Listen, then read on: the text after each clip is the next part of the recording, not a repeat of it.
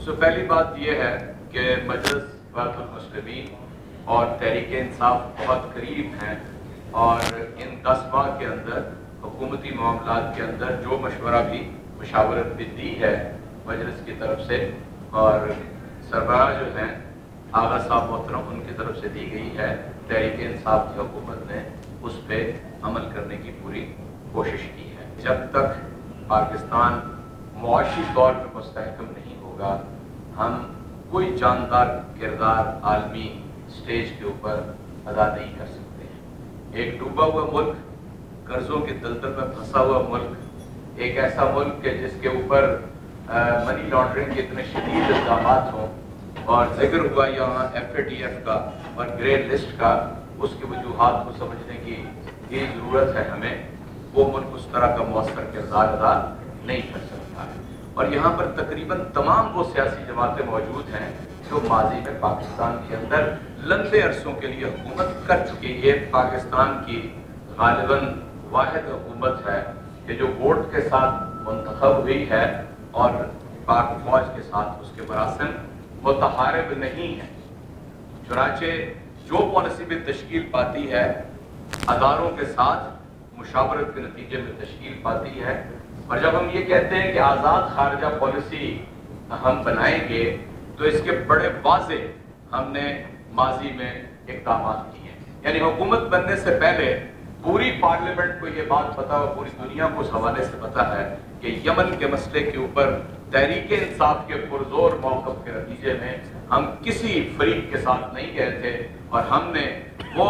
قرارداد پاس کی تھی جس میں ہم نے اپنے دونوں دوستوں کو، سعودی عرب کو بھی اور ایران کو بھی، یہ کہا تھا کہ ہمارا کردار ایک ثالث کا کردار تو ہو سکتا ہے، ہم کسی ایک یعنی فریق کا کردار ادا نہیں کر سکتے۔ انصاف جب حکومت میں نہیں بھی تھی تو ہمارا یہ موقف تھا کہ ہم کسی کی جنگ نہیں لڑیں گے، اور آج تک جتنی دہشت گردی اور نقصان اس کے نتیجے میں ہوا ہے، ہم نے واضح طور پہ امریکہ کو یہ پیغام دیا کہ ہم آپ کی تو کیا کسی بھی کی بھی جنگ اپنے ملک کے اندر نہیں ہونے دیں گے۔ عمران خان کے مودی یا بھارت کے اندر کوئی ذاتی مراسم نہیں ہے، کوئی کاروباری تعلقات نہیں ہے۔ اس کی جتنی بھی یہ کہنے کی بات ہے، اس کا ساتھ ساتھ ہمیشہ یاد رکھیں کہ جب بھارت نے ایگریسر ہونے کی کوشش کی پلوامہ کے بعد،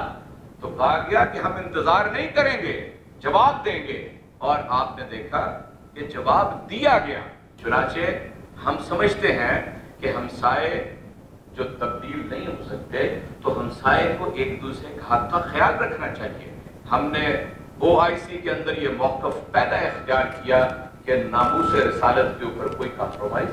نہیں ہو سکتا۔ ہم نے یہ وہاں پر وزیر اعظم نے موقف اختیار کیا کہ OIC وہ کام نہیں کر رہی کہ جو یہودی ہولوکاسٹ کے حوالے سے کرتے ہیں، اور دنیا کو یہ حق کیسے پہنچتا ہے کہ وہ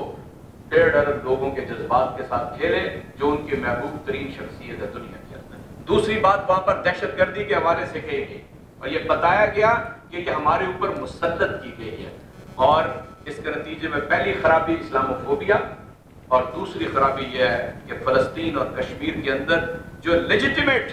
تحریکیں اس کا یعنی اس کو دہشت گردی سے جوڑ دیا گیا۔ اور میں آپ سے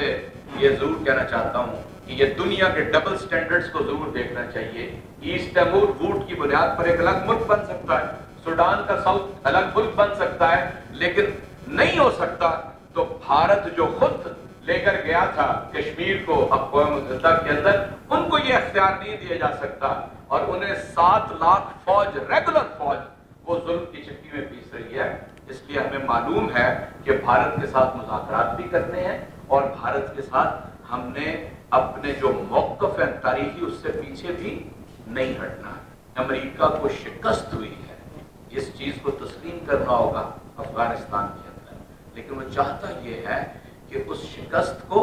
فتح میں تبدیل کر کے رکھ دے، پھر ہمارے اندر وہ تفریق کو پیدا کر کے۔ چنانچہ میں ذاتی طور پہ سمجھتا ہوں کہ ہمیں اپنے مفاد کو مقدم رکھنا چاہیے، اپنی سوئل کو کسی جنگ کے لیے استعمال نہیں ہونے دینا چاہیے، چاہے وہ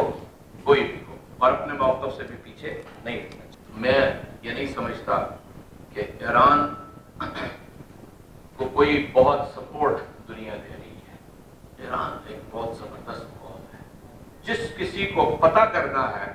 کہ ایران کے اوپر امریکہ حملہ کرے گا یا نہیں کرے گا، وہ 2-3 روز تہران کے ارد گرد اور قم اور مشرق کے اندر گزارا ہے، اس کو پتہ چل جائے گا کہ امریکہ اس قوم کے اوپر کبھی حملہ نہیں کرے گا، اس لیے کہ وہ ایک زندہ و بیدار قوم ہے۔ یہ ہم کہتے ہیں پابندیاں وہاں پہ لگی ہوئی ہیں، جائیے انہوں نے ہر پابندی کو حرف غلط کی طرح بٹھا دیا ہے اور اپنی قوم کو لے کر وہ آگے بڑھ رہے ہیں، وہاں پر کوئی کرپٹ نہیں ہے۔ چنانچہ میں آخر میں یہ عرض کرنا چاہتا ہوں کہ